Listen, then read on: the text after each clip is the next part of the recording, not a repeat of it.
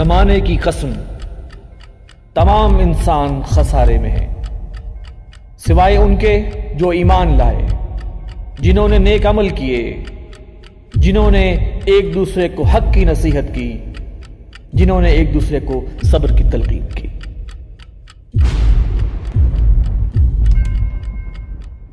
بسم اللہ الرحمن الرحیم۔ السلام علیکم ناظرین، میں ہوں وسیم احمد اور آپ دیکھ رہے ہیں تازہ ترین خبروں پر تبصروں اور تجزیوں کا پروگرام زمانہ گواہ ہے۔ ناظرین، فرانس ہو یا ہالینڈ، ڈنمارک ہو یا ناروے اور سویڈن، اسلام دشمنی اور نبی کریم صلی اللہ علیہ وآلہ وسلم کے خلاف تعصب کے اظہار میں سب ایک ہیں۔ آزادی اظہار رائے کے لیے انہیں اسلام ہی آسان ترین ہدف نظر آتا ہے۔ محض اتفاقیہ بھی کبھی ایسا نہیں ہوا کہ کسی نے ہولوکاسٹ کے بارے میں آزادی اظہار رائے کا حق استعمال کرنے کی جرت بھی کی ہو۔ یورپ کے اہم ترین ملک فرانس میں ربیع الاول کے مبارک مہینے میں نبی کریم صلی اللہ علیہ وآلہ وسلم کے گستاخانہ حق شائع کر کے اور ان کی وسیع پیمانے پر تشہیر کی گئی ہے، اور اس پر مزید یہ کہ فرانسیسی صدر کا مسلمانوں کو اشتعال دلانے والے بیانات دینا افسوسناک ہی نہیں، انتہائی شرمناک بھی ہے، جس کی جتنی مذمت کی جائے وہ کم ہے۔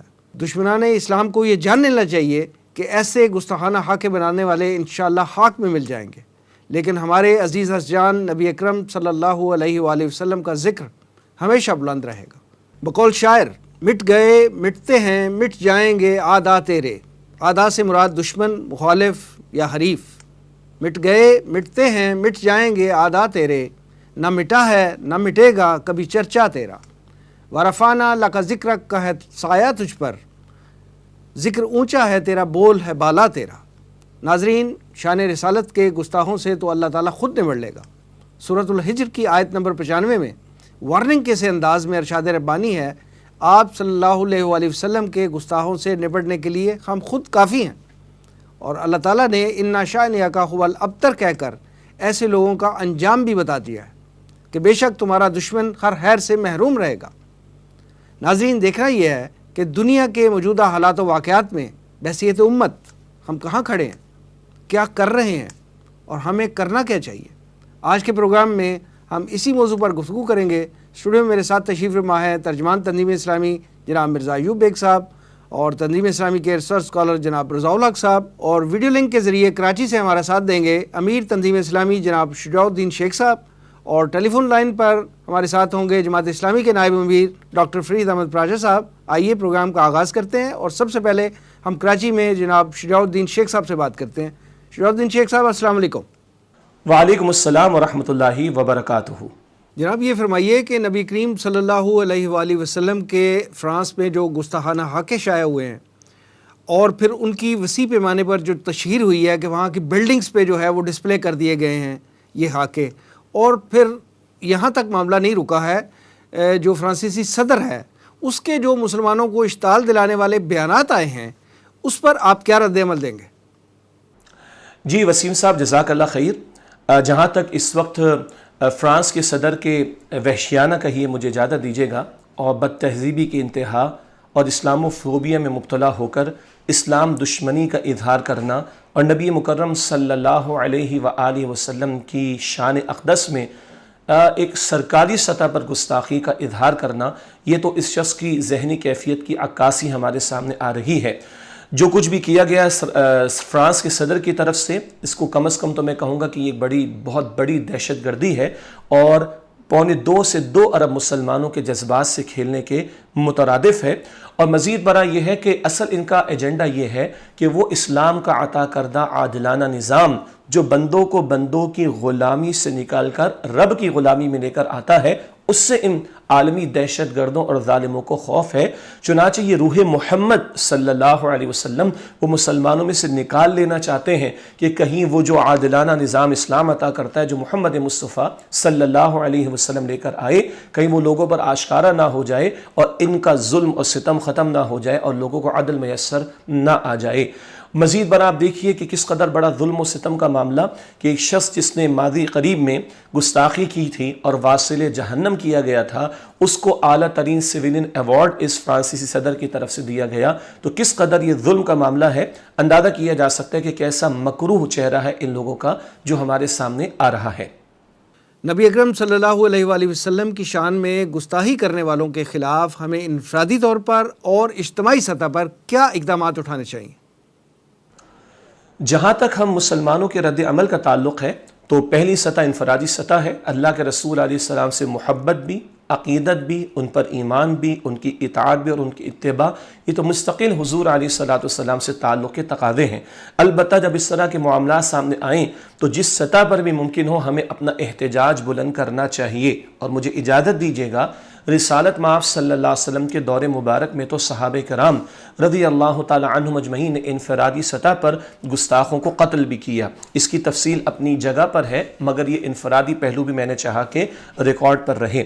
جہاں تک اجتماعی سطح کا تعلق ہے تو ہم مسلمانوں کو مسلم ممالک میں احتجاج کے جو معروف طریقے ہیں ان کو اختیار کرنا چاہیے. یہ بھی بہت بڑا منکر ہے، بہت بڑا گستاخی کا عمل ہے جس کے خلاف اپنی آواز کو بلند کرنا چاہیے. وہ پرامن احتجاج کی شکل میں بھی ہو سکتا ہے، ریلیز کی شکل میں بھی ہو سکتا ہے، میڈیا کے استعمال کے ذریعے بھی ہو سکتا ہے. پھر ہمیں اپنے مسلم ممالک کے حکمرانوں کو اگر انہوں نے احتجاج بلند کیا تحسین کریں. قرآن کہتا ہے تعاونوا علی البر والتقوی ولا تعاونوا علی الاثم والعدوان، کہ نیکی اور تقوی کے کاموں میں ایک دوسرے کے ساتھ تعاون کرو، گناہ و زیادتی کے کاموں میں ایک دوسرے کے ساتھ تعاون نہ کرو. تو اگر کوئی اچھے کام کیے حکمرانوں نے تحسین کرے نہیں تو ان کو غیرت دلائی جائے کہ تم اپنی آواز کو بلند کرو. جو ریاست کے حکمراں ہوتے ہیں ان کے پاس جو قوت ہوتی ہے وہ عوام الناس کے پاس نہیں ہوا کرتی. پھر مسلم ممالک کو ایک یک زبان ہو کر احتجاج بلند کرنا چاہیے اور اس کے بہت سارے طریقے ہو سکتے ہیں. یعنی فرانس کے مصنوعات کا بائیکاٹ کیا جائے. یہ اس لیے ہم ریکمینڈ کر رہے ہیں کہ جو لوگ دنیا پرست ہیں اور مال کے پجاری ہیں اور مال کی پوجا پاٹ میں لگے ہوئے ہیں ان کے معاشی مفادات پر جب ضرب پڑے گی تو ان کو دن میں تارے نظر آئیں گے. تو مصنوعات کا بائیکاٹ، اور یہ ماضی میں ڈینمارک کی طرف سے جب اس طرح کے معاملات ہوئے تھے تو سعودی حکمرانوں نے اس وقت یہ اقدام اٹھایا تھا اور ڈینمارک کے وزیر کو معافی مانگنا پڑی تھی. تو یہ ایک بہرحال قابل عمل پہلو ہے جس کو پیش نظر رکھنا چاہیے. سفارتی تعلقات کو منقطع کیا جائے، سفیروں کو واپس کیا جائے فرانس کو، اور اپنے سفیروں کو بلایا جائے. یہ محمد مصطفیٰ صلی اللہ علیہ وسلم سے محبت کا تقاضا ہے. اسی طریقے پر تجارتی تعلقات کو منقطع کیا جائے جس میں وہی معاشی طور پر ان کے اوپر ایک پریشر ڈالنے والی بات آ سکتی ہے. ایک بڑا قدم ہو سکتا ہے کہ بہت سے ممالک کی ایئر اسپیس بہت سے دیگر ممالک استعمال کرتے ہیں، اور ایئر اسپیس کو بند کرنے کا مطلب ایک بہت بڑا ایک اقدام ہوتا ہے کسی ملک کے خلاف. اور پاکستان اور انڈیا کے لوگ تو اس کو بہت اچھے طریقے پر جانتے ہیں. اس وقت فرانس کے تعلق سے ہم بات کر رہے ہیں. اور اعلیٰ ترین سطح پہ کرنے کا کام جو مستقل ہے وہ نظام خلافت کا قیام ہے کہ جب خلافت کا نظام قائم ہوتا ہے تو پھر فتویٰ جاری نہیں ہوتا، احتجاج ریکارڈ نہیں کرایا جاتا، پھر اقدام کیا جاتا ہے. جیسے کہ برطانیہ کے اسٹیج شوز کو روکا گیا تھا 1924 میں ختم ہونے والی خلافت کے آخری ایام میں. تفصیل کا اس وقت موقع نہیں ہے. شجاع الدین صاحب یہ فرمائیے کہ سیکولرزم کی دعوے دار مغربی اقوام اور اب تو حکومتیں بھی اسلام دشمنی اور نبی کریم صلی اللہ علیہ وآلہ وسلم کے خلاف جو ہیں اتنی بائسڈ کیوں ہیں؟ جہاں تک اسلام و فوبیا کا معاملہ ہے اور مغربی معاشروں میں رہنے والے جو اپنے آپ کو انتہائی تہذیب یافتہ اور ترقی یافتہ کہتے ہیں اور جمہوریت کے چیمپئن کہتے ہیں، ان کا تو مکروہ چہرہ کھل کر سامنے آ رہا ہے. کیا یہ لوگ اپنے اجازت دیں گے کہ ہولوکاسٹ پر بات کی جائے؟ وہ جو میسیکر ہوا تھا جیوز کا، جو یہود کا قتل عام ہوا تھا، وہ اس پر تو پابندی ہے. تو کس بات کی فریڈم آف اسپیچ کی بات کرتے ہیں لوگ؟ کیا برطانیہ میں ملکہ کے خلاف کوئی بات کی جا سکتی ہے؟ نہیں کی جا سکتی. تو یہ ان کے ڈبل سٹینڈرڈز ہیں، ان کی منافقت ہے، ان کا مکروہ چہرہ ہے جو کھل کر ہمارے سامنے آ رہا ہے. اور اصل میں اسلام و فوبیا کے یہ لوگ شکار ہیں، جس کا حاصل یہ ہے وہ اسلام جو اللہ تعالیٰ کی عطا کردہ عادلانہ تعلیمات پر مبنی ہے، جو بندوں کو بندوں کی غلامی سے نکال کر رب کی غلامی میں لانا چاہتا ہے. طالبان افغانستان نے افغانستان میں امارت اسلامی افغانستان قائم کی تھی تو 50 ملکوں کا اتحاد قائم ہو گیا تو اس کو ختم کرنے کے لیے کیوں؟ نظر آ رہا تھا اگر کسی ایک خطے میں اسلام کا عادلانہ نظام اسٹیبلش ہو گیا، قائم ہو گیا، تو دنیا چل پڑے گی اور ان عالمی دہشت گردوں اور ظالموں اور مفاد پرستوں کی بادشاہتیں یا چودراہٹیں ختم ہو جائیں گی. یہ ان کا اصل مسئلہ ہے کہ جس کے تعلق سے یہ مسلمانوں میں سے ایمان کی رمق نکالنا چاہتے ہیں، غیرت دینی نکالنا چاہتے ہیں کہ کہیں وہ جذبات مسلمانوں میں بیدار نہ ہوں کہ وہ ایک اللہ کے عطا کردہ عادلانہ نظام کو قائم کرنے کی جد و جہد میں لگیں اور پھر ان لوگوں کے مفادات پر ضرب پڑے. جزاک اللہ جناب. رضا الحق صاحب، آپ نے امیر تنظیم اسلامی کی گفتگو سنی ہے. یہ حالیہ واقعہ جو گستاخانہ حقوں کا ہوا ہے یہ تو ایک بالکل لیٹسٹ واقعہ ہے. لیکن ہم دیکھتے ہیں کہ یہ ایسے واقعات کی ایک بڑی لمبی تاریخ ہے، جو ایک چین آف ایونٹس کہہ سکتے ہیں آپ اسے. آپ ایک تو اس واقعے کی ایگزیکٹ ڈیٹیلز جو ہیں وہ تھوڑی سی ہمارے ناظرین کے ساتھ شیئر کریں، اور جو اس کی سابقہ ہسٹری ہے ایسے واقعات کی اس پر بھی تھوڑی سی روشنی ڈالیں. بسم اللہ الرحمن الرحیم. بہت شکریہ وسیم صاحب. جس طرح کہ امیر تنظیم اسلامی نے بہت ڈیٹیل کے ساتھ اس بات کا ذکر کیا کہ یہ کس قدر ایک اندوہناک واقعہ ہے مسلمانوں کے لیے، اور جتنا دکھ مسلمان اس چیز کے اوپر محسوس کر سکتا ہے کوئی دوسرا محسوس نہیں کر سکتا. جی. اس کو جتنا کنڈیم کیا جائے وہ کم ہے، اس میں کوئی شک نہیں. اب جہاں تک واقعات کا ذکر ہے تو ویسے تو میڈیا کے اوپر اور مختلف اخبارات میں بھی اور چینلز کے اوپر یہ جو پورا واقعہ تھا اس کی تفصیلات سامنے آ چکی ہیں، لیکن مختصراً ایک اس کا اجمالی تذکرہ کر دیا جائے تو کوئی اس میں حرج نہیں ہے. جی. دیکھیے، یہ جو سیمیول پیٹی ہے، یہ ملعون جس کو جہنم واصل کیا گیا، یہ 47 سالہ ایک ٹیچر تھا فرانس کے ایک مڈل اسکول کہہ لیں یا ہائی اسکول کہہ لیں وہاں پہ. اور یہ 2015 میں جب چارلی ہیبڈو نے گستاخانہ خاکے شائع کیے تھے تو اس کے بعد سے لے کے ہر سال یہ کیا کرتا تھا کہ جو اسٹوڈنٹس اس کی کلاس میں ہوتے تھے ان کو فری ایکسپریشن کے نام پر، یعنی فریڈم آف ایکسپریشن کے نام پر ان کو کہا کرتا تھا کہ میں یہ پرنٹ کر کے گستاخانہ خاکے تمہیں دکھا رہا ہوں اور یہ فریڈم آف ایکسپریشن ہے، اور تم نے اگر یہاں بیٹھنا تو بیٹھو، نہیں بیٹھنا تو چلے جاؤ یہاں سے. مسلمانوں کو بھی کہا کرتا تھا اور اس کو لوگ سمجھاتے رہے. مسلمان، یہ 4-5 سال سے یہ واقعہ ہو رہا تھا. اس کے علاوہ بھی اس کی ایسی حرکتیں تھیں. اس کے اسٹوڈنٹس بھی انوائٹ تھے، بہت انوائٹ تھے، اور بہت سارے لوگوں نے، پیرنٹس نے بھی اس کے اوپر اعتراض کیا تھا کہ ایسی حرکتیں کیوں کر رہا ہے. بہرحال پھر یہ ہے کہ اس طرح کے جب لوگ حرکت کرتے ہیں تو پھر اسلام کے کسی جان نثار کا جو خون ہے وہ کھولتا ہے. تو اسی طرح عبداللہ کے ایچ بعد میں لگایا جاتا ہے کیونکہ وہ چچن آبا و اجداد تھے. عبداللہ کہتے ہیں عبداللہ.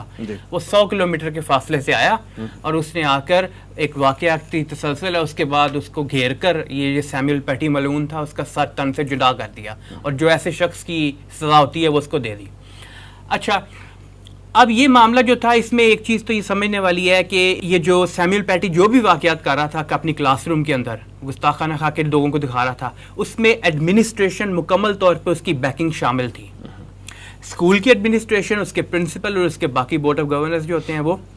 اس کے بعد پولیس مکمل طور پہ انوالو تھی اس واقعے کے ساتھ. اور جب آپ نے دیکھا ہوگا، سنا ہوگا کہ کس طرح سے یہ جو عبداللہ کو شہید کیا گیا، تو اس کے اندر ان کے پاس آپشن موجود تھا کہ وہ گرفتار کرتے، لیکن انہوں نے جان بوجھ کے اپنے بغض کے اندر شہید کیا.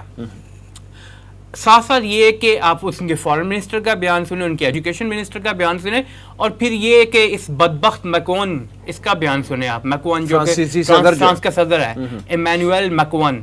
تو اس نے اس وقت بھی بیان دیا یہ کہ یہ ہماری فریڈم آف ایکسپریشن تھی اور ہم اس پر قائم ہیں. یعنی پوری طرح بیک کیا. اور پھر اس کے فوراً بعد، یعنی ایک دن کے بعد، فرانس کے اندر ان کی جو سبون یونیورسٹی ہے وہاں پہ ایم پی تھیٹر میں 400 لوگوں کو اکٹھا کیا، اور سب سے بڑا سویلین جس کو وہ آنر کہتے ہیں، ہم تو ڈس آنر کہتے ہیں اس چیز کو، سویلین ایوارڈ سب سے بڑا لیجن آف آنر جس سے وہ کہتے ہیں فرانس کا، وہ اس شخص کو، اس ملعون کو دیا گیا، سیمیول پیٹی کو. اور وہاں پہ 15 منٹ کی تقریر کی اور بار بار اس کے جو کافن تھا اس کو اشارے کر کے کہتا گیا کہ تم ہمارے ہیرو ہو، تم نے یہاں پہ جو فریڈم آف ایکسپریشن کے لیے جو بھی کیا وہ ہماری قربانی دی اور ایسے کیا اور ویسے کیا. اور پھر اس کے فوراً بعد سرکاری سطح پہ، جیسا کہ امیر تنظیم اسلامی فرما رہے تھے کہ سرکاری سطح پہ بلاسفمی، یہ فرسٹ واقعہ ہے شاید ہماری اس ماڈرن ہسٹری کے اندر. ویسے تو بیکنگ رہتی ہے، ڈنمارک کی بھی رہتی ہے سرکاری سطح کے اوپر، لیکن وہ بیہائنڈ دا کرٹن رہتی ہے.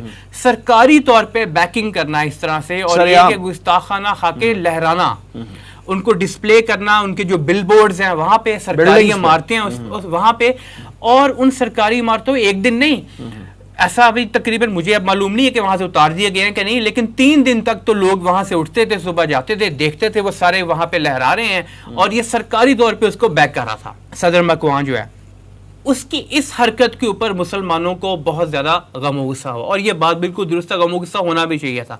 سرکاری طور پہ صدر میکرون نے ثابت کرنے کی کوشش کی کہ ہم اسلامو فوبیا کا شکار ہیں، ہم مسلمانوں کے خلاف ہیں، جیسا کہ میرے تنظیم اسلامی فرما رہے تھے کہ کھل کے چہرہ ان کا سامنے آیا. اور ترکی کے صدر طیب اردگان نے پھر کہا کہ اس شخص کو، یعنی میکرون کو، کیا دشمنی ہے اسلام سے اور مسلمانوں سے، اس کو ذہنی اپنا دماغی علاج کرانے کی ضرورت ہے. اور اس پر آپ نے دیکھا ہوگا کہ وہاں کا میڈیا، خود صدر مکوان جو ہے اور ایون یورپ کے اور دوسرے جو لیڈرز تھے وہ کس طرح سیخ پا ہوئے. یعنی اگر تمہارے اوپر بات کی جائے تم کہتے ہو کہ یہ میرے خلاف نازیبہ الفاظ استعمال کیے گئے ہیں، اور تم دوسری طرف حضور صلی اللہ علیہ وسلم سرور کائنات آپ کی شان میں گستاخی سرکاری طور پہ کر رہے ہو. دوگلا پن تو یہیں پہ سامنے آنا شروع ہو گیا ان کا. یعنی کہ وہ چاہتے تھے کہ یہ کام کریں، مسلمانوں کو جو ہے وہ کارنر کریں، اور بیسیکلی ان کا مقصد، جیسا کہ امیر تنظیم اسلامی بنیاد کر رہے تھے، کہ ان کا مقصد تو یہی ہے کہ مسلمانوں کو زیادہ سے زیادہ کارنر کیا جائے اور ان کے اندر سے روح محمدی صلی اللہ علیہ وسلم نکالی جا سکے. ٹھیک ہے ایوب بیگ صاحب، جیسے رضا الحق صاحب فرما رہے ہیں پوری ڈیٹیل اس سارے ایونٹ کی، جس میں فرانس کے صدر نے جو ہے اس کو ہیرو قرار دیا اور پھر اس کو سول ایوارڈ بڑھا دیا اور اس کام کو مزید بڑھایا ہے اور مزید تشہیر دی ہے. اور اس پہ اگر ترک صدر کی طرف سے کوئی کومنٹ آیا ہے تو اس پہ اتنا سیخ پا ہوئے ہیں کہ انہوں نے اپنا سفیر واپس بلا لیا، جیسے ابھی حوالہ دیا رضا الحق صاحب نے کہ اپنا سفیر واپس بلا لیا احتجاجاً. تو آپ یہ فرمائیے کہ وہ اپنے صدر کی توہین پہ اگر اتنا بڑا سٹیپ لیتے ہیں تو مسلمان حکمران بحیثیت امت، ہم جو ہے اپنے عزیزہ جان نبی کریم صلی اللہ علیہ وآلہ وسلم کی توہین کیسے برداشت کریں گے اور ہم ایسے اقدامات کب اٹھائیں گے؟ بسم اللہ الرحمن الرحیم. وسیم صاحب، میں آپ کے سوال کا جواب دینے کی بھی کوشش کرتا ہوں، لیکن میں اس سے پہلے چاہوں گا کہ میں بھی اس واقعے میں ملوث افراد کو، ان سب کو کنڈیم کر کے میں بھی کچھ اجر و ثواب کا امیدوار بن جاؤں. بات یہ ہے کہ یہ شخص فرانس کا صدر میکرون، اسے میں ابن جہل کہوں یا ابو جہل کہوں یا مطلق جہل کہوں، بہرحال معلوم ہوتا ہے کہ جہالت کا پتلا ثابت ہوا ہے. دیکھیے، آپ کے اوصاف اور آپ کے کمالات صلی اللہ علیہ وسلم، وہ تو کون مسلمان ہے جو نہیں جانتا. میں آپ کو بتانا چاہتا ہوں کہ اس نے کس ہستی کے بارے میں کیا رویہ اختیار کیا ہے. میں آپ کو ایک الگ بات آج بتا رہا ہوں کہ آپ دیکھیں کہ حضرت آدم علیہ السلام سے لے کر آج تک جتنے بھی انسان پیدا ہوئے ہیں، ان میں انبیاء اور رسل بھی ہیں، ان میں بادشاہ بھی ہیں، ان میں عام شہری بھی ہیں. میں ایک منفرد چیز آپ کو بتا رہا ہوں جو دنیا میں کسی اور انسان کے لیے نہیں ہوئی، کسی نبی رسول کے لیے نہیں ہوئی، کسی بادشاہ کے لیے نہیں ہوئی. دنیا میں کسی انسان، جس طرح آپ کا اٹھنا بیٹھنا، سونا جاگنا، کھانا پینا، آنا جانا، ان کا بود و باش، ہر چیز آن ریکارڈ ہے. کوئی چیز کسی اور انسان کی اس طرح ریکارڈ پر ہے دنیا میں کسی انسان کے لیے، میں پورے دعوے سے کہہ سکتا ہوں.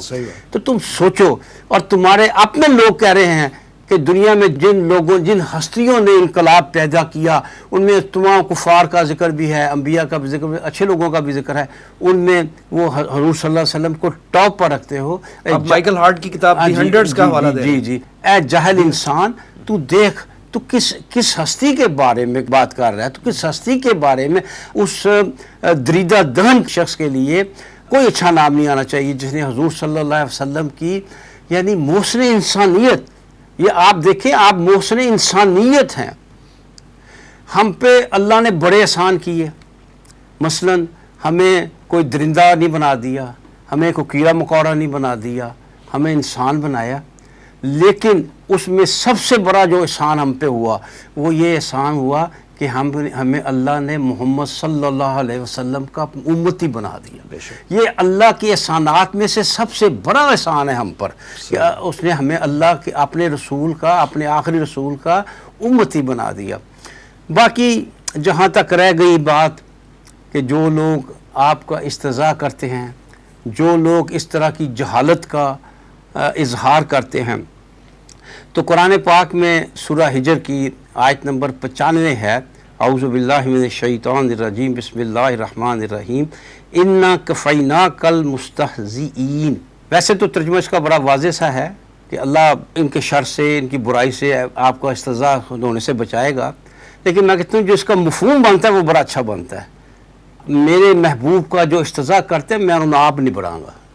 اس کا مفہوم یہ ہے، انہوں میں آپ دکھاؤں گا، انسانوں پہ نہیں چھوڑوں گا، میں ان سے آپ نپٹوں گا. اس کا اصل مفہوم یہ بنتا ہے اللہ خود نپٹے گا، اور ہم نے دیکھا ہے کہ نبی اکرم صلی اللہ علیہ وسلم کی توہین کرنے والوں سے دنیا میں اللہ نے نپٹا، آخرت میں تو ان کا انجام ہے دوزخ کی بدترین وادی، آخرت میں تو ان کا انجام ہے ہی، لیکن اللہ نے ہم سے دنیا میں بھی نپٹا۔ آپ اس مولوی سلمان رشدی کو دیکھ لیں، اس نے اربوں روپے کمائے ہوں گے، لیکن آج بھی کسی جگہ جا سکتا ہے اکیلا؟ اس کے ساتھ فوج جاتی ہے گارڈز کی، ہر وقت اس کو موت کا خطرہ سر پہ لٹکاتا ہے۔ تو یہ ان کا انجام دنیا میں بھی ایسا ہوتا ہے۔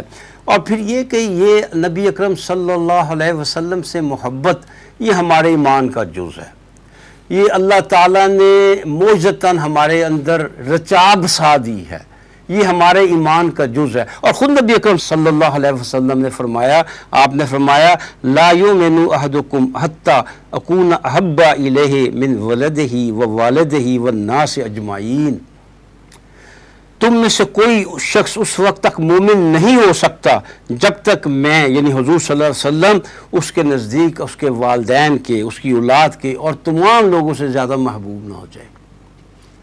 دیکھیے میں آپ کو ایک فزیکل معاملہ بتاتا ہوں، غم ہو یا خوشی، محبت ہو یا نفرت، یہ کبھی صدیوں ٹریول نہیں کرتی ہوتی، بس وہ روٹینز رہ جاتی ہیں۔ نبی اکرم صلی اللہ علیہ وسلم کی جو محبت، ہم نے دین کے بہت سے معاملات چھوڑ دی، اس میں کوئی شک نہیں، ہم نے نماز پڑھنی چھوڑ دی، ہم نے روزہ رکھنا چھوڑ دیا، ہم نے حج کرنا، لیکن یہ معجزہ کہہ لیجئے، کچھ کہہ لیجئے کہ نبی اکرم صلی اللہ علیہ وسلم کی ہمارے دل سے محبت نہیں کھرچی جا سکی، ان تمام حربوں کے باوجود نہیں کھرچی جا سکی، اور ہماری ان تمام حرکتوں کے باوجود اللہ تعالیٰ نے ہمیں، اللہ کا شکر ہے، ابھی ہمیں یہ سزا نہیں دی کہ ہماری دلوں سے حضور صلی اللہ علیہ وسلم کی محبت کھرچی جا سکی۔ وہ ایک بدماش ہوگا، جرم کرتا ہوگا، کچھ ہوگا، حضور کا نام آئے گا تو ایک دفعہ وہ بھی ہل جائے گا۔ بیگ صاحب یہ فرمائیے نا کہ نبی کریم صلی اللہ علیہ وسلم سے محبت کے دعوے دار جو ہیں عملی اقدام کب اٹھائیں گے؟ دیکھیں عملی اقدام کا جہاں تک تو ذاتی معاملہ ہے یعنی انفرادی معاملہ ہے، میں سمجھتا ہوں کہ ایک فرد ایک مسلمان کے لیے اس وقت کرنے کا اصل کام یہ ہے، یقیناً وہ جا کر فرانس کے صدر کو گریبان سے پکڑ نہیں سکتا، اس کا کچھ بگاڑ نہیں سکتا، وہ فرانس میں حملہ نہیں کر سکتا۔ ایک مسلمان کو کرنے کا اصل کام یہ ہے کہ اللہ کی کتاب اور اللہ کے رسول کی سنت کے ساتھ چمٹ جائے، دین کے ساتھ تعلق اور گہرا کر اللہ کے رسول کی سنت کو دانتوں سے پکڑ لے، یہی اس کا جواب ہے۔ ہم اپنا تعلق مع اللہ اور بڑھا لیں، ہم اللہ کے رسول کی سنت پر زیادہ زوردار انداز میں اور زیادہ حقیقی انداز میں عمل پیرا ہو جائیں، یہ ہے انفرادی سطح پر۔ اور اجتماعی سطح پہ ہمارا کام یہ ہے کہ اللہ نے اپنے رسول صلی اللہ علیہ وسلم کے ذریعے جو ہمیں نظام بھیجا ہے، جو نظام خلافت ہمیں اس نے عطا فرمایا ہے، اس کو اجتماعی طور پر اس کو نافذ کریں، اس کے سوا کوئی حل نہیں ہے، اس کے سوا جو بھی ہم کرتے رہیں گے وہ ہمارا مسئلہ حل نہیں ہوگا۔ اور اصل ہمارا مسئلہ ہے کیا؟ ہمارا مسئلہ ہے جرم ضعیفی، اور ضعیف ہم کیوں ہیں، کمزور ہم کیوں ہیں، ناتواں ہم کیوں ہیں؟ یہ کمزوری دور ہوگی صرف اس نظام کے قائم کرنے سے۔ 1924 کے بعد جب سے یہ نظام ختم ہوا ہے، نظام خلافت کی بات کریں، ہاں جی، نظام خلافت جب سے ختم ہوا ہے، آپ دیکھ رہے ہیں ہماری پسپائی ہی پسپائی ہے، ہمارے لیے شکست ہی شکست ہے۔ اس نظام کو دوبارہ لائیں اجتماعی سطح پر اور قائم دائم کریں اللہ اور اللہ کے رسول کے نظام کو، انشاءاللہ العزیز ہم ایک بار پھر دنیا کی سپر پاور بنیں گے انشاءاللہ۔ ایوب بیگ صاحب، جماعت اسلامی کے نائب امیر ڈاکٹر فرید احمد پراچا صاحب ہمارے ساتھ لائن پہ ہیں، فرانس میں ہونے والے اس افسوسناک واقعے پہ ان سے بھی بات کرتے ہیں۔ ڈاکٹر فرید پراچا صاحب السلام علیکم۔ وعلیکم السلام۔ ڈاکٹر صاحب یہ فرمائیے کہ فرانس میں جو نبی کریم صلی اللہ علیہ وآلہ وسلم کے گستاخانہ حق شائع ہوئے ہیں حکومتی سرپرستی میں، اس پہ ایک پوری دنیا میں مسلمانوں کی جو دل آزاری ہوئی ہے، اس پہ آپ کا کیا رد عمل ہے؟ بسم اللہ الرحمن الرحیم۔ ایک بات تو یہ واضح ہو گئی کہ چاہے وہ فرانس ہو چاہے ویسٹ کا کوئی ملک ہو، امریکہ سمیت ہے، یہ دنیا کے سب سے بڑے دہشت گرد ہیں، انتہا پسند ہیں، اور کوئی ان میں انسانی حقوق کی تمیز کا کوئی شائبہ تک موجود نہیں ہے. یعنی 1.5 ارب بلکہ 1.25 ارب انسانوں کی دل آزاری کر رہے ہیں, اور اس کو وہ اپنا ایک آزادی اظہار کہہ کے یا زبان کا چسکا کہہ کے یا انتقامی حص کہہ کے وہ اپنے آپ کو مطمئن کر رہے ہیں, اور ان کا کوئی اجتماعی شعور بھی نہیں چیختا کہ یہ کیا کر رہے ہو. اسی سے تو انتہا پسندیاں جنم لیتی ہیں.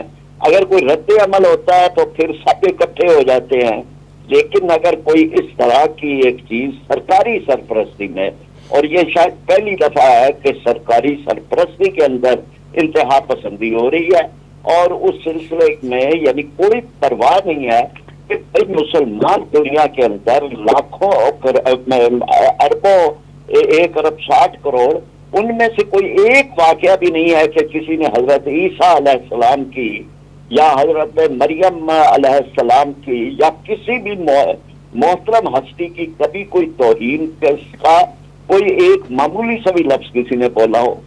تو مطلب کوئی جواز ہے کہ آپ ان لوگوں کا آپ دل دکھا رہے ہیں, اور پھر اس کے بعد اگر کوئی رد عمل ہوگا تو پھر سارے اکٹھے ہو جائیں گے اور چیخنے لگیں گے. تو ہم یہ سمجھتے ہیں کہ یہ انتہائی کربناک, المناک اور شفاقانہ اور وحشیانہ اقدام ہے. اس کی مذمت کرنا کافی نہیں ہے جیسے بعض ہمارے حکمران سمجھتے ہیں کہ بس مذمت. یہ تو اس کے بعد سیریس قسم کے, سنجیدہ قسم کے ایکشن لینے کی ضرورت ہے. یہ واقعات تو بڑھتے چلے جا رہے ہیں, اور اس سلسلے میں اقوام متحدہ کی کوئی کردار نہیں ادا کر رہی کہ کوئی دنیا کے اندر قوانین موجود ہیں.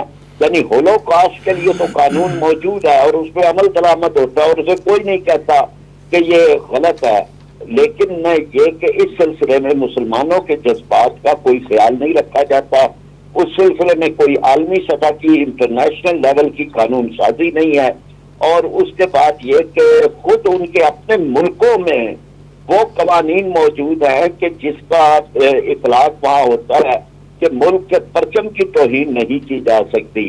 اور اسی طرح سے اپنے ہاں ان کے کئی ایسے فرد اور فرد کے درمیان یہ تعلق ہے کہ ایک آدمی دوسرے کی اگر توہین کرے تو اس پہ قوانین موجود ہیں, لیکن اس طرح کا بے باکانہ ایک اقدام ہے.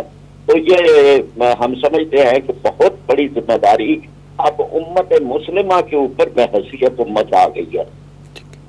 پروفیسر صاحب, آپ نے فرمایا کہ سرکاری سرپرستی میں یہ پہلی دفعہ اس طرح کے انتہا پسندی کے واقعات ہو رہے ہیں. آپ یہ فرمائیے کہ بحیثیت امت ہم کہاں کھڑے ہیں, ہمیں کیا کرنا چاہیے اور کیا کر رہے ہیں ہم؟ لیکن ایک تو یہ احساس ہونا چاہیے کہ ہم امت ہیں. ابھی تک عرب و عجم اور شرق و غرب اور اپنے اپنے ملک اور اپنے جو اقتدار ہیں ان کے اندر گم ہو گئے ہیں, اور جو امت کا تصور ہے وہ اس طرح سے نہیں ہے جیسا قرآن نے. کہیں بھی قرآن میں مسلمانوں کو قوم نہیں کہا گیا, جہاں بھی کہا گیا ہے امت کہا گیا ہے. کہیں امت واحدہ کہا گیا ہے, کہیں امت وسط کہا گیا ہے, کہیں خیر امت کہا گیا ہے. اور امت کی حیثیت ایک بالکل جداگانہ ہوتی ہے, اس لیے کہ قومیں علاقوں نسلوں سے بنتی ہیں, زبانوں سے بنتی ہیں. امت عقیدے اور ایمان سے بنتی ہے. بے شک. تو یہ ایک امت ہے, اور یہ خدا نے بنایا اور خدا کے رسول صلی اللہ علیہ وسلم نے جسد واحدہ کہا. تو اب یہ ہے کہ اگر امت کا ہم احساس کریں اور اس سلسلے میں یہ بھی سمجھے ہمارے مسلمان حکمران کہ جو ان کے پاس اقتدار ہے جس پہ وہ بڑے اترا رہے ہیں, یہ صدقہ ہے نبی کریم صلی اللہ علیہ وسلم کے ساتھ تعلق کا, اور ان کی وجہ سے ہی یہ سارے ان کے اقتدار اور ان کی ساری, اس لیے اس سلسلے میں انہیں امت کے احساسات کا خیال رکھنا چاہیے مسلمان حکمرانوں کو. اور اس کے لیے سب سے پہلا اقدام یہ ہے کہ شٹ اپ ڈال دی جائے, سب کی طرف سے یہ کہا جائے, سعودی عرب ہو یا ایران ہو یا ترکی یا ملائیشیا یا انڈونیشیا یا پاکستان میں, کہ بس اب یہ آپ اپنی یہ سلسلے بند کریں. اور اس طرح کا ہے. دوسری بات پھر اس کے بعد ضروری ہے کہ بائیکاٹ کیا جائے. یعنی اتنی مصنوعات کروڑوں ڈالر کی ایک ملک امپورٹ کر رہا ہے, ٹوٹل کے پیٹرول پمپ لگے ہیں, بلو بسکٹ ہے, اور سعودی عرب کے اندر تو یا عرب ممالک کے اندر تو خاص طور پر پنیر اور ڈیری پروڈکٹس اور بے شمار چیزیں وہاں سے فرانس سے آتی ہیں تو روکا جائے. جہاں پر معاشی معاملات پہ دھچکا لگتا ہے تو وہاں بالکل رویے بدل جاتے ہیں. تو اس کے لیے بھی ضروری ہے کہ تیسرا یہ ہے کہ جن ممالک کے بڑے مسائل نہیں ہیں وہ اس کے سفیروں کو واپس کریں اور سفارتی تعلقات توڑیں. بعض ممالک کا یہ ہے کہ ان کے آبادیاں وہاں پہ ہیں, وہاں لوگ ہیں, تو جن کے نہیں ہیں وہ تو کم از کم یہ بات جو ہے وہ فوری طور پر کرے. چوتھی بات یہ ہے کہ پازیٹیولی یعنی سیرت نبی صلی اللہ علیہ وسلم اور ہم ربیع الاول کے مہینے میں بھی ہے اس کو اجاگر کیا جائے, ان کو بتایا جائے کہ تمہاری فلاح و بہبود کا پیغام لے کے آئے ہیں, یہ تو رحمت للعالمین ہے, یہ تو تمہاری خیر خواہی کا پیغام ان کے پاس ہے. یعنی سیرت کے مختلف پہلو جو ہیں وہ مزید اجاگر کیے جائیں ان کے سامنے, مزید اجاگر کیے جائیں جی. اس کا جو عالمی پہلو ہے وہ بتایا جائے اور اس سلسلے کو یعنی یہ اس سے بالا تر ہو کر ہے کہ ہم مسلمان ہیں اور ہمیں تو ان سے عقیدت و محبت ہماری ایمان کا حصہ ہے, ان کو بھی یہ بتایا جائے کہ آپ کے لیے وہ رحمت للعالمین ہے, آپ کو بھی ان سے عقیدت و محبت رکھنی چاہیے. آپ کا چاہے آپ مانیں یا نہ مانیں لیکن احترام کرنا تو آپ کے اوپر بھی واجب ہے. ٹھیک ہے ڈاکٹر فرید پراجا صاحب, ہمیں وقت دینے کا بہت شکریہ, جزاک اللہ جناب. رضا صاحب, یہ سوال میں نے امیر تنظیم اسلامی سے بھی کیا تھا, آپ سے بھی ریپیٹ کر رہا ہوں کہ سیکولرزم کی دعوے دار جو ہیں مغربی اقوام اور اب تو حکومتیں بھی جو ہیں وہ نبی کریم صلی اللہ علیہ وسلم کی شان میں گستاخیاں کرنے پہ تل گئی ہیں. آپ یہ فرمائیے کہ یہ اسلام دشمنی میں نبی کریم کی ذات کے حوالے سے مغربی اقوام اور اب حکومتیں اتنی بائسڈ کیوں ہیں؟ وسیم صاحب, جس طرح کہ امیر تنظیم اسلامی نے بھی سیکولرزم اور اسلاموفوبیا کے لحاظ سے یہ بات سامنے رکھی اور بڑی ڈیٹیل میں رکھی. دیکھیے, میں اسٹارٹ کرنا چاہتا ہوں سورہ بقرہ کی آیت نمبر 120 جو ہے اس کا ایک حوالہ ہے, اس کا ایک حصہ ہے بیسیکلی. اعوذ باللہ من الشیطان الرجیم وَلَن تَرْضَى عَنْكَ الْيَهُودُ وَلَا النَّصَارَى حَتَّى تَتَّبِعَ مِلَّتَهُمْ. بڑا کلیئرلی قرآن پاک نے ہمیں یہ بات بتا دی ہے کہ یہ یہودی, یہ عیسائی تم سے اس وقت تک خوش نہیں ہوں گے جب تک تم ان کے مذہب کی پیروی نہ شروع کرو, یعنی ان جیسے نہ ہو جاؤ. بالکل ان جیسے نہ ہو جاؤ. اب یہ میں بات آپ کے سامنے رکھنا چاہتا ہوں کہ یہ ایسا نہیں ہوا کہ راتوں رات اٹھ کے وہ جو ملعون سیموئل پیٹی ہے اس کے دماغ میں آیا کہ میں نے یہ باتیں کرنی ہیں, یا یہ جو بدبخت مکواں ہے فرانس کا صدر, اس کے ذہن میں ایک دم آیا کہ میں نے اس کا ایوارڈ دینا ہے, اور پھر یہ کہ میں نے یہ گستاخانہ خاکے لہرانے اپنی بلڈنگز پہ. 2 اکتوبر کو, یہ تقریباً اس واقعے سے 15 یا 20 دن پہلے کی بات ہے, 2 اکتوبر کو صدر مکواں نے ایک بڑا امپورٹنٹ خطاب کیا فرانس کے اندر ہی, اور اس نے یہ بات کی کہ اسلام جو ہے وہ پوری دنیا میں ان کرائسس ہے. Islam is in crisis all around the world and in France, یہ اس نے بات کی تھی. پھر اس نے اس کی تشریح کرنا شروع کی, اس نے کہا کہ میں تو ریڈیکلائزیشن کے خلاف جنگ کر رہا ہوں اور اسلام ریڈیکلائزیشن کا دوسرا نام ہے. پھر اس نے کہا کہ فرانس کی سیکولر ویلیوز ہیں تو ان سیکولر ویلیوز کو میں نے ڈیفینڈ کرنا ہے ہر صورت میں. ساتھ اس نے یہ کہا کہ مسلمانوں کو مزید کوئی کنسیشنز نہیں دی جائیں گی, ہم جو کہتے ہیں اس طرح سے کریں. ایجوکیشن کے اندر کوئی ان کو علیحدہ علیحدہ کھانا پینا جس طرح دیا جاتا ہے, بعض ممالک میں آپ کو معلوم ہے نا مسلمان جو بچے ہوتے ہیں ان کے لیے خاص طور پہ یہ اہتمام کیا جاتا ہے, جس طرح کہ انگلینڈ میں ہوتا ہے. میں اپنے پرسنل ایکسپیرینس سے بتا سکتا ہوں کہ وہاں پہ وہ جو حرام چیزیں ہیں وہ نہیں دیتے, حلال فوڈ سرو کیا جاتا ہے. اس نے کہا ایسی کوئی کنسیشن فرانس میں اب نہیں دی جائیں گی. حجاب پہ تو بین کا آپ کو پتا, اور مسلمانوں پہ اور حجاب پہننے والی خواتین کے اوپر حملے وہاں پہ کس طرح ہو رہے ہیں. اچھا, ساتھ اس نے یہ کہا کہ یہ اسلامک سیپریٹزم ہے, یہ علیحدہ ہونا چاہتے ہیں ہم سے, رائٹ ٹو بلاسفیم ہے, یہ حق حاصل ہے ہمیں فریڈم آف اسپیچ کا کہ ہم بلاسفیمس کام کریں, ہم معاذ اللہ حضور صلی اللہ علیہ وسلم کی شان میں گستاخی کریں, یہ ہمارا حق ہے. اس نے یہاں تک بات کی جو کہ چھپا دی گئی میڈیا میں, لیکن یہ یہاں تک بھی کہا تھا نا, یہ بھی اس نے کہا تھا نا کہ اگر مسلمان جو ہے وہ فرانس میں رہنا چاہتے ہیں تو ان کو یہ ساری باتیں برداشت کرنا پڑیں گی. اس نے یہ کہا کہ ساری باتیں برداشت کرنا پڑیں گی. اب 2 چیزیں متس ہیں ایسی جو کہ ہمیں یہاں پہ کلیئر کرنے کی بہت ضرورت ہے. پہلی بات, فرانس کیا یہ فریڈم آف اسپیچ کی بات کرتا ہے؟ جیسا کہ میرے تنظیم اسلامی نے بھی بہت ڈیٹیل میں کہا کہ ہولوکاسٹ کے اوپر اور باقی معاملات کے اوپر تو کوئی فریڈم آف اسپیچ نہیں ہوتی. اس میں تو اور قانون فرید سازی راجہ موجود صاحب ہے. نے بھی اس کے حوالے سے بات کی جی. کہ وہ تو ایک دوسرے کے خلاف بھی کوئی بات کرے تو اس کے اوپر قانون موجود ہے, اس کے خلاف وہ جو لا سوٹ کر سکتا ہے, اس کو لائبل اور سلینڈر کے لاز ہوتے ہیں وہ کر سکتا ہے. دوسری جو بات عام طور پہ وہ کی جاتی ہے کہ یہ سیکولر ملک ہے, یہ بڑا وہ اپنی ایک آڑ لینے کی کوشش کرتے ہیں. ہمارا تو سیکولر ملک ہے, 1905 سے اسٹیٹ اور چرچ کو علیحدہ کیا ہوا ہے, تو مسلمانوں کو کیا اس چیز سے ہے کہ وہ اگر ہم ان کو کہتے ہیں کہ سیکولر ہو جاؤ تم بھی. کیا فرانس کے اندر آج کی تاریخ میں بات کر رہا ہوں, کیا وہاں پہ الٹرا آرتھوڈاکس جوز جو کہ اپنا مذہبی لباس مکمل پہنتے ہیں, ان کے بچے بھی علیحدہ جوئش سکولز میں پڑھتے ہیں, کیا ان کے اوپر پابندی ہے؟ جواب ہے کہ نہیں ہے. کیا کرسچن ننز کے اوپر یہ پابندی ہے کہ وہ اپنا ہیڈ سکارف یا ہیڈ گیئر نہ پہنے؟ آپ کو معلوم ہے ننز پہنتی ہیں, ہرگز نہیں ہے. پابندی صرف اسلام کے اوپر. ہم یہ نہیں کہہ رہے کہ ان کے ساتھ ان کے لیے باقاعدہ ایک ڈریس کوڈ ہے جو جس کو فالو کیا جاتا ہے, فالو کرتے ہیں, لیکن کبھی ان کو یہ نہیں کہا گیا کہ یہ تم ہماری سیکولرزم کے خلاف کام کر رہے ہو, کیونکہ نشانہ اسلام ہے. اب ہمارے لیے بھی یہاں کے جو مسلمان ہیں کہ ہم کیا رد عمل دیں, اور وہاں پہ بسنے والے مسلمانوں کے لیے بھی جنہوں نے یہاں سے ہجرت کر کے وہاں بس کے ہوئے ہیں.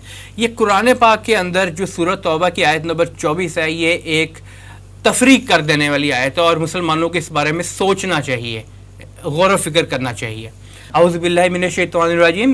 قل ان کان آباؤکم و ابناؤکم و اخوانکم و ازواجکم و عشیرتکم وَأَمْوَالٌ اقْتَرَفْتُمُوهَا وَتِجَارَةٌ تَخْشَوْنَ كَسَادَهَا وَمَسَاكِنُ تَرْضَوْنَهَا أَحَبَّ إِلَيْكُم مِّنَ اللَّهِ وَرَسُولِهِ وَجِهَادٍ فِي سَبِيلِهِ فَتَرَبَّصُوا حَتَّى يَأْتِيَ اللَّهُ بِأَمْرِهِ وَاللَّهُ لَا يَهْدِي الْقَوْمَ الْفَاسِقِينَ.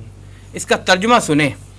کہہ دو کہ یعنی حضور صلی اللہ علیہ وسلم سے کہ لوگوں کو یہ بتا دیں, آپ صلی اللہ علیہ وسلم کہہ دو کہ اگر تمہارے باپ اور بیٹے اور بھائی اور عورتیں اور خاندان کے آدمی, یعنی کہ جو تمہارے رشتہ دار اور عزیز ہوتے ہیں, اور مال جو تم کماتے ہو, جو جمع کیا ہوا ہے مال اکٹھا کر کے, اور تجارت جس کے مندہ ہونے سے تم ڈرتے ہو, ہمارے اوپر فیٹف کی یہ پرابلمز لگ جائیں گی, وہ ہماری ناطقہ بند کر دے گا, فلان جگہ سے ہمارے اوپر یہ ہماری جو تجارت ہو رہی ہے اکنامک تھریٹس آ جائیں گی, اگر وہ مغرب سے بند ہو گیا تو کیا کریں گے. اور وہاں پہ جو لوگ موجود ہیں ان کے لیے ابھی کہ ہمیں روٹی کہاں سے ملے گی, ہمارے اوپر پابندیاں لگ گئیں تو.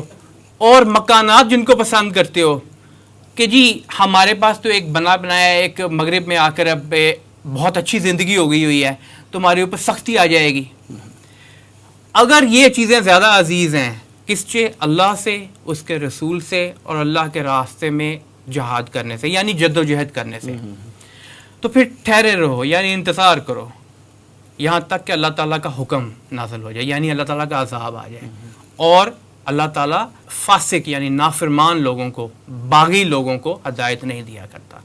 تو یہ چیز تو اب ہمیں بھی اور ان لوگوں کو بھی, اور پہلا فرض تو ان کا بنتا ہے. ان لوگوں سے مراد مسلمان جو کہ ویسٹ میں سیٹلڈ ہیں. دیکھیے یہ معاملہ تو فقہ کا ہے, لیکن اس میں کوئی دو رائے نہیں ہے فقہ کے اندر بھی کہ اگر آپ کو آپ کی بیسک اسلامک شاعر, جس کے اوپر اب اس نے صدر مکوان نے تو ہٹ کیا تھا کہ تمہارے شاعر جو ہیں یہ تم یہاں لے کے کیا کر رہے ہو, حجاب کرنے کی بھی تمہیں اجازت نہیں ہے, حلال حرام کی تمیز کی بھی اجازت نہیں دیں گے. اور یہ وقت آ رہا ہے مسلمانوں کے اوپر, اب ان کو سوچنا چاہیے اس بارے میں کہ اگر ان پر اتنی سختی آئے گی تو ان کے لیے پھر پرائورٹی کیا ہوگی, وہاں کی زندگی, وہاں کی جو ایک مال و دولت کمانا اور وہاں پہ ایک آسائش کی زندگی گزارنا, یا وہ جو اللہ تعالیٰ نے, میں نے جس طرح عرض کیا یہ سورۃ توبہ کی آیت نمبر 24 کے اندر بہت ایک سخت پیغام اللہ تعالیٰ کی طرف سے دیا جا رہا ہے. اور ہمارے لیے بھی یہ پیغام ہے کہ کیا ہم ڈرتے ہیں فرانس سے پھر پابندیاں لگاتے ہوئے, بوائیکاٹ کرتے ہوئے کہ ہماری تجارت کو کیا ہوگا اور نقصان ہوگا اور ایسے ہوگا اور ویسے ہوگا.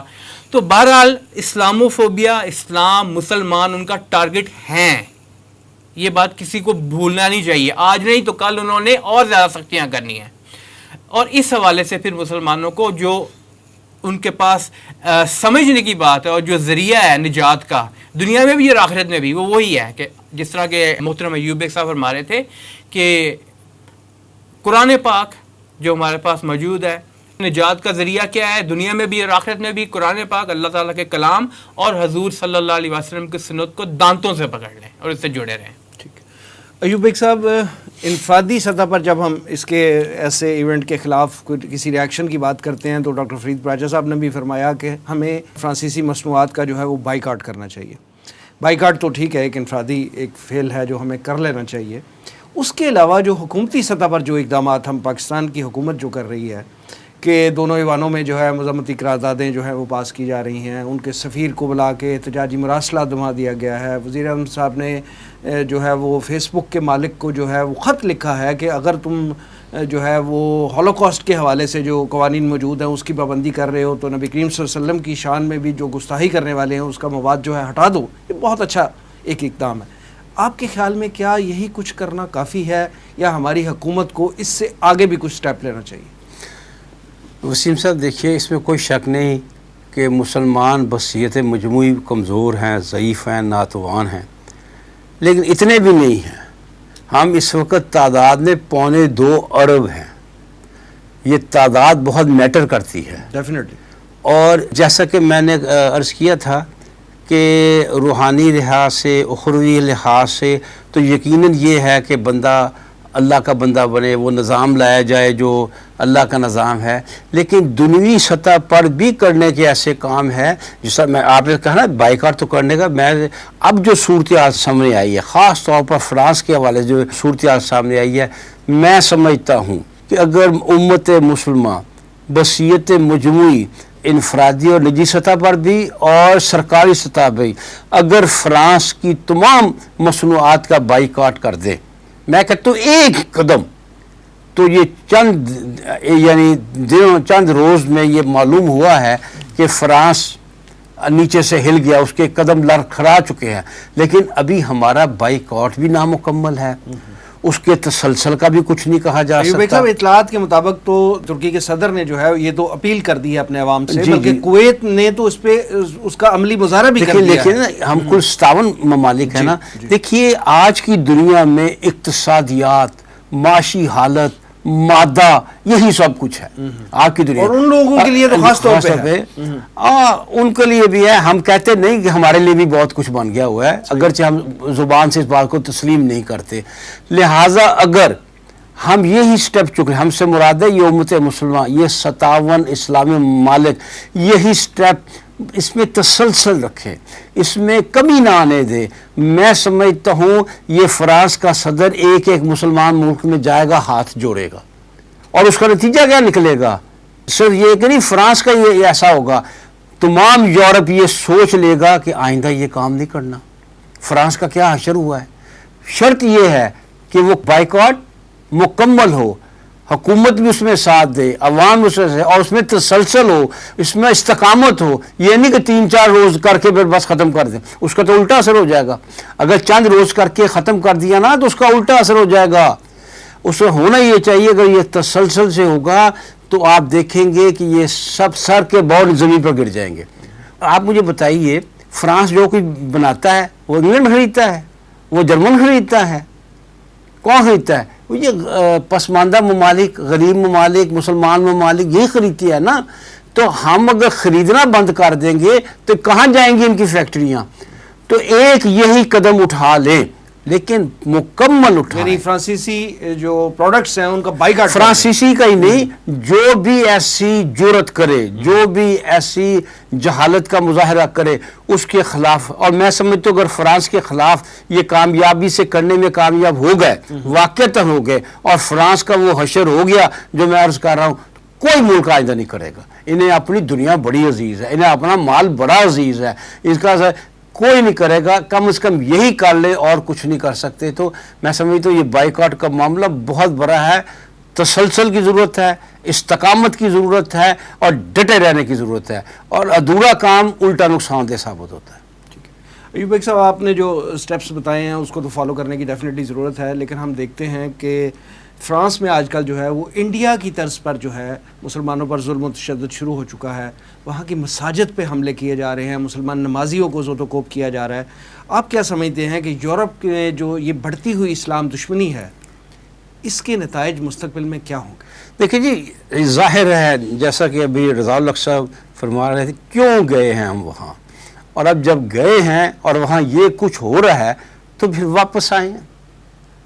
اور کیا حال ہے ہمارے پاس. لیکن میں یہ بتا دوں، پھر عرض کروں گا، اگر ہم نے ان کی معاشی شاہ رگ پر پاؤں رکھا تو سب ٹھیک ہو جائیں گے، تمام معاملات ٹھیک ہو جائیں گے. ضرورت ہے کہ ہم ان کی معاشی شاہ رگ پر اپنا پاؤں رکھیں. ہم وہ نہیں رکھتے نا. ابھی تک افسوس سے کہنا پڑتا ہے سعودی عرب اس لحاظ سے کہ وہاں حرمین شریفین ہیں، ہمارے لیے بہت ہی اہمیت کا حامل ہے، بلکہ وہی سب کچھ ہے ہمارے لیے. وہاں سے ایک بیان آیا ہے، بس ایک مذمتی بیان آیا سر، بس مذمتی بیان، اس کے سوا کچھ نہیں ہوا. تو کرنے کی ضرورت ہے کہ اگر اسی سمت میں ہم استقامت سے اور تسلسل سے کریں تو سارا یورپ بعد آ جائے گا. رضا الحق صاحب، جیسے ایوب بیگ صاحب فرما رہے ہیں کہ اگر ہم ان کا معاشی بائیکاٹ کر دیں تو یہ ان کے لیے ایک طرح کا جو ہے وہ اپنے موت آپ مارنے کے برابر ہے ان کو. لیکن آپ یہ فرمائیے کہ کیا ہم صرف معاشی بائیکاٹ کر کے ہی اس سارے معاملے کا حق ادا کر سکتے ہیں، یا ہمارے حکمران جو ہے اجتماعی طور پہ کوئی ایسا مطالبہ کریں کہ عالمی سطح پر جو ہے قانون سازی کی جائے، ہولوکاسٹ طرز کی جو ہے قانون سازی کی جائے؟ تو کیا ہمارے مسلم حکمران جو ہیں یہ ان کی ذمہ داری نہیں بنتی ہے کہ وہ اس طرح کی عالمی سطح پہ قانون سازی جو ہے وہ کروانے کے لیے اپنا رول ادا کریں؟ جی وسیم صاحب، اس میں ایک میرا تھوڑا سا ٹیک اس کے اوپر یہ ہے، اس معاملے کے اوپر، کہ ہمیں کم از کم عالمی اداروں سے تو کوئی امید نہیں ہے کہ کوئی ایسی قانون سازی کریں گے. ہم پریشر ڈال سکتے ہیں مختلف طریقوں سے، جس طرح کہ ایوب بیگ صاحب نے بہت تفصیل میں بتایا، خاص طور پہ معاشی پریشر جو ہے، پھر ڈپلومیٹک پریشر، پھر ایک جگہ اکٹھے ہونے کا پریشر. اور آئیڈیل ورلڈ کے اندر تو اگر خلافت موجود ہوتی تو اس کا ایک حکم اعلان جہاد، لیکن آئیڈیل ورلڈ تو نہیں ہے اس وقت. ٹوٹے بکھرے پڑے ہیں مسلمان ممالک، وہ سٹیٹس، نیشن سٹیٹس بن گئی ہوئی ہیں ساری کی ساری. تو کرنٹ سینیریو کے اندر خود مل کر اگر ایک لیول کے اوپر اس بات کے لیے طے کر لیا جائے کہ اگر کوئی ایسے ملک کرے گا تو اس کا کیا جواب دیا جانا ہے، یہی ہماری ایک قانون سازی اپنے حوالے سے ہوگی. پھر ہم اس کو اپلائی کر سکتے ہیں کہ ہم ان کا بائیکاٹ کریں گے. ہمارے پاس ایک SOPs طے ہو جائیں گے نا، طریقہ کار طے ہو جائے گا کہ اگر کوئی ہر ملک اندرونی سطح پر یہ طے کر لے اور مل کر مسلمان ممالک پھر طے کریں نا یہ چیز. ایک تو اندرونی سطح پہ طے کر لے اور پھر ساتھ مل کر ایک بلاک کی صورت میں طے کریں، جو کہ دکھائی تقریباً ناممکن دیتا ہے، لیکن پھر بھی اچھے کی امید رکھنی چاہیے. کوئی عجب نہیں، بڑی بات نہیں کہ اللہ تعالیٰ مسلمان حکمرانوں کے دل میں یہ بات ڈال دے اور اکٹھا کر دے مسلمانوں کو. تو ایک تو SOPs طے ہو جائیں گے کہ اگر ایسی حرکت کرتا ہے فرانس جیسا ملک یا کوئی اور ملک اس طرح کی جو کہ حضور صلی اللہ علیہ وسلم کی شان میں گستاخی ہو، یا مسلمان ملک کسی دوسرے پہ حملہ ہو جس طرح کہ انہوں نے کیا اور کرتے رہے ہیں اور کرتے آ رہے ہیں، یا کہ مسلمان جو آبادیاں موجود ہیں کشمیر کی ہیں، فلسطین کی ہیں، اور ایسے بہت سارے مسائل ہیں، ان کو حل کرنے کے لیے پھر ان ممالک کا یہ کہ ان کے اوپر پریشر ڈالا جائے گا مل کر، ان کو بائیکاٹ ان کا کیا جائے گا مل کر. اور یہ آپ کو یاد ہے یہ جو تھا ساؤتھ افریقہ میں اپارتھائڈ، اس کو ختم کرنے کے لیے جو طریقہ کار اختیار کیا گیا تھا، اور پھر ساؤتھ افریقہ نے جو اسرائیل کے خلاف کرنے کی کوشش کی تھی وہ بہت کارآمد ہوا تھا. اس کو وہ BDS کہتے تھے. بائیکاٹ کریں، سینکشن کریں، صرف یہ نہیں کہ ان کو بائیکاٹ کرنا ہے، ان کو بھی چیزیں نہیں دینی ہے اپنی، اور ان کو سینکشن کرنا ہے، اور ڈائیویسٹیچر کریں، امپورٹ ہی بند نہیں کرنی، ایکسپورٹ بھی بند کرنی. اور سر ڈائیویسٹیچر، اگر ہمارے ان کی کمپنیوں کے اندر شیئرز ہیں یا دوسری چیزیں ہم سپورٹ کریں، وہ نکال کریں، وڈرا کریں، انویسٹمنٹ وہاں سے نکالنی شروع کر دیں. تو اس کا اثر بہت پڑا، لیکن بہرحال میرے نزدیک تو یہ ایک طریقہ ہو سکتا ہے. ٹھیک ہے. ایوب بیگ صاحب، فائنلی یہ فرمائیے کہ نبی کریم صلی اللہ علیہ وآلہ وسلم کی شان میں گستاخی کرنے والوں کے خلاف جو ہے عالمی سطح پر کس طرح کی قانون سازی ہونی چاہیے؟ وسیم صاحب، یہ قانون سازی کیسے ہو سکتی ہے؟ جیسی ہولوکاسٹ کی ہے انہوں نے. اگر آپ نے منافقت کا صحیح ترین مفہوم سمجھنا ہے تو UNO کو دیکھ لیجئے، سلامتی کونسل کو دیکھ لیجئے. آپ کو منافقت کا صحیح مفہوم کسی ڈکشنری میں نہیں ملے گا، UNO کے چارٹر سے مل جائے گا کہ منافقت کیا ہوتی ہے. یعنی یہ کہ کشمیر کا مسئلہ 73 سال سے وہ قرارداد پاس ہوئی ہے، ہاں جی، اور یہ انڈونیشیا سے مشرقی تیمور کو چند دنوں میں جدا کر کے نپٹا دیا اور ایک گیا. سٹیٹ بنا دی. کتنی قراردادیں ہیں جن کو ٹھوکر مار چکا ہے اسرائیل سلامتی کونسل، کوئی اس کو پوچھنے والا ہے، لہٰذا ان سے تو کوئی توقع نہیں ہے. میں سمجھتا ہوں کہ جو بات رضا الحق صاحب نے کی ہے وہی درست ہے. ہم اگر کچھ کر سکتے ہیں تو اسی والے. آپ دیکھیں کہ ایک سلامتی کونسل کا ایک مسلمان ملک بھی ممبر نہیں ہے، ایک مسلمان ملک. 57 ہیں کسی اور مذہب کے اتنے ملک شاید نہ ہوں. اس کا مطلب ہے دوہرا پن ہے، منافقت ہے.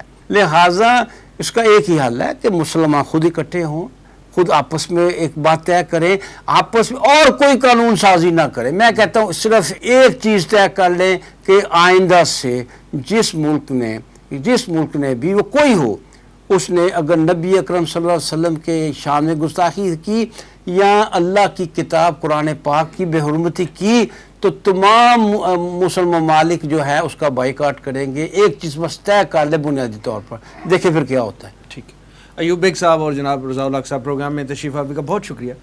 ناظرین یہ تھا آج کا پروگرام. آج کے لیے اتنا ہی. اس پروگرام کا فیڈ بیک ضرور دیجیے گا. ہمارا ایڈریس ہے media@tanzeem.org. اگلے پروگرام تک کے لیے وسیم احمد کو اجازت دیجیے. اللہ نے کے بعد.